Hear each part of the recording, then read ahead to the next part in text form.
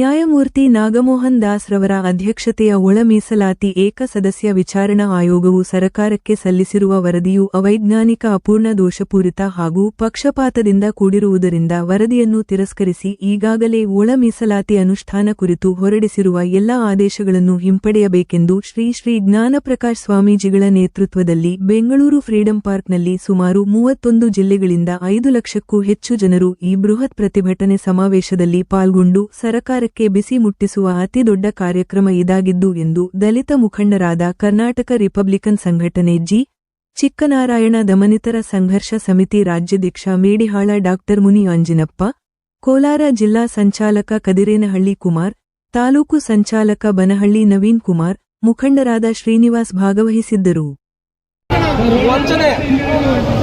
ನಾವು ಸುಮಾರು 1 ವರ್ಷ 6 ತಿಂಗಳು 9 ತಿಂಗಳ ಕಾಲ ಇದೇ ಫ್ರೀಡಂ ಪಾರ್ಕಿನಲ್ಲಿ ಪರಿಶಿಷ್ಟ ಜಾತಿ ಪರಿಶಿಷ್ಟ ಪಂಗಡಗಳಿಗೆ ಯಥೇಚ್ಛವಾದ ಹೆಚ್ಚಿನ ರೀತಿಯ ಮೀಸಲಾತಿ ಬೇಕನ್ನುವಂಥ ಸಂದರ್ಭದಲ್ಲಿ ಆಗ ನಮ್ಮ ಗುರುಗಳು ಜಿಗ್ನೇಶ್ ಶಂಕರಣ್ಣನವರು, ಬಾವಳ್ಳಿ ಶಂಕರಣ್ಣವರು, ಡಿ.ಜಿ. ಸಾಗರಣ್ಣನವರು, ಅನೇಕ ಹಿರಿಯ ದಲಿತ ಚಳುವಳಿಗಾರರು ಭಾಗವಹಿಸಿ ಈ ಹೋರಾಟದಲ್ಲಿ ತಲ್ಲೀನರಾಗಿ ಸರ್ಕಾರ ಅದನ್ನ ಬಿಜೆಪಿ ಸರ್ಕಾರವನ್ನು ಒತ್ತಾಯಿಸಿ ಒಂದು ಮೀಸಲಾತಿಗಳನ್ನು ಪಡೆದಿರ್ತಕ್ಕಂಥದ್ದು. ಅಂಥ ಒಂದು ಸಂದರ್ಭದಲ್ಲಿ ಅವರು ಎಲ್ಲ ದಲಿತ ಚಳುವಳಿಗಾರರ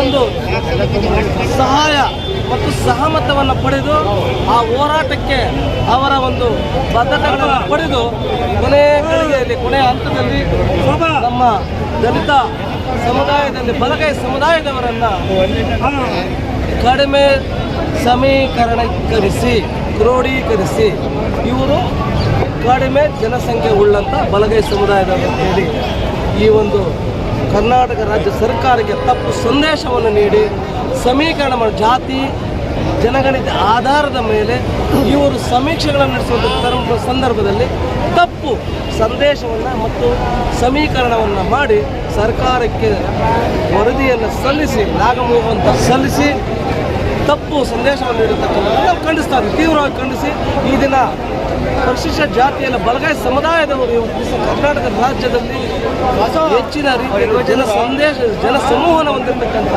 ಈ ಸಮುದಾಯದ ನಮ್ಮ ಜ್ಞಾನಪ್ರಕಾಶ್ ಸ್ವಾಮೀಜಿಯವರ ನೇತೃತ್ವದಲ್ಲಿ ನಡೆತಕ್ಕಂಥ ಹೋರಾಟ ಮತ್ತು ಈ ಒಂದು ನಮ್ಮ ಒಂದು ರಾಜ್ಯ ಸರ್ಕಾರಕ್ಕೆ ಹೆಚ್ಚಿಗೆ ನೀಡುವುದರ ಮೂಲಕ ಜನಸಮೂಹವನ್ನು ತೋರಿಸಲಿಕ್ಕೆ ಈ ಒಂದು ಮಾತಾಡಿದ ಅದಕ್ಕೆ ನಾವು ಎಲ್ಲ ಈ ಬಲಗೈ ಸಮುದಾಯದ ನಾಯಕವೃಂದದವರಿಗೆ ಈ ಸಂದರ್ಭದಲ್ಲಿ ಜೈ ಭೀಮ್ ನಮನಗಳನ್ನು ಸಲ್ಲಿಸುತ್ತಿದ್ದೇವೆ.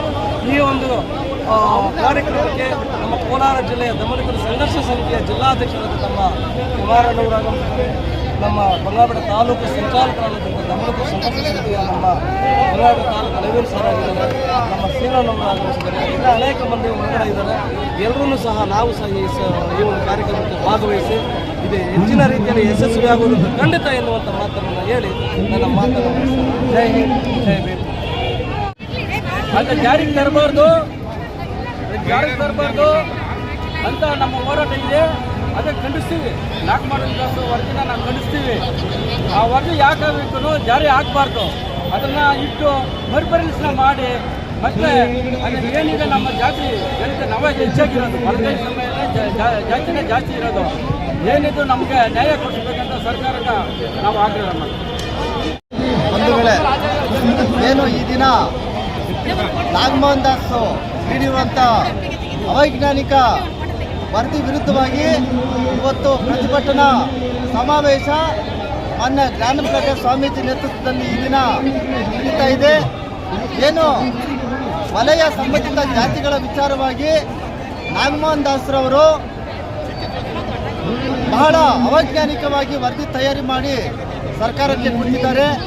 ನಾವು ಅವ್ರ ಜೊತೆ ಹಲವಾರು ಕಾರ್ಯಕ್ರಮಗಳಲ್ಲಿ ಕೋಲಾರದಲ್ಲಿ ಭಾಗಿಯಾಗಿದ್ವಿ. ಯಾವಾಗ ಅವ್ರು ಭಾಷಣ ಮಾಡಬೇಕಾದ್ರೆ ನಾನು SLC-ನಲ್ಲಿ 3rd ಕ್ಲಾಸ್, PUC-ನಲ್ಲಿ 3rd ಕ್ಲಾಸ್, ಡಿಗ್ರಿನಲ್ಲಿ 3rd ಕ್ಲಾಸ್ ಅಂತ ಹೇಳ್ತಾ ಇದ್ರು. ಸರ್ಕಾರ ಈ ವರದಿ ಕೊಡೋದ್ರಲ್ಲಿ ಕೂಡ 3rd ಕ್ಲಾಸ್ ಕೆಲಸನೇ ಮಾಡಿದ್ದಾರೆ ಮಾನ್ಯ ನಾಗಮೋಹನ್ ದಾಸ್ರವರು. ಅದರಿಂದ ಏನು ಸರ್ಕಾರ ಏನಾದರೂ ನಾಗಮೋಹನ್ ದಾಸ್ರವರು ವರದಿಯನ್ನು ಜಾರಿ ಮಾಡಿದರೆ ಸರ್ಕಾರ ಕೂಡ ನಾಗಮೋಹನ್ ದಾಸ್ ಹೇಳಿದಂಗೆ 3rd ಕ್ಲಾಸ್ ಆಗುತ್ತೆ ಅಂತ ನಾನು ಈ ಮೂಲಕ ನಾನು ಅವರಿಗೆ ಎಚ್ಚರಿಕೆ ಕೊಡ್ತಾ ಇದ್ದೀನಿ. ಯಾವುದೇ ಕಾರಣಕ್ಕೂ ನಾಗಮೋಹನ್ ದಾಸ್ ವರದಿನ ಜಾರಿ ಮಾಡಲೇಬಾರ್ದು. ಜಾರಿ ಮಾಡಲೇಬೇಕಂದ್ರೆ ಏನು ಹೊಸದಾಗಿ ಬಲಗೈ ಸಮುದಾಯದ ಜನಸಂಖ್ಯೆಯನ್ನ ಸರಿಪಡಿಸಿ ಅವರ ನಮ್ಮನ್ನು ಕರೆಕ್ಟಾಗಿ ಜನಸಂಖ್ಯೆಯನ್ನ ಸರಿಪಡಿಸಿ ನಂತರ ಒಳ ಮೀಸಲಾತಿ ಯಾರಿಗೂ ಮೋಸ ಆಗದಂತೆ ಜಾರಿ ಮಾಡಲಿ ಅಂತ ನಾನು ಈ ಮೂಲಕ ಒತ್ತಾಯ ಮಾಡ್ತಾ ಇದ್ದೀನಿ ಸರ್ಕಾರವನ್ನ. ಜೈ ಭೀಮ್, ಜೈ ಭಾರತ್. ಕೈವಾರ ಮಂಜುನಾಥ್ ಚಲವಾದಿ ಅಂತ ಮಾತಾಡ್ತಾ ಇದ್ದೀನಿ.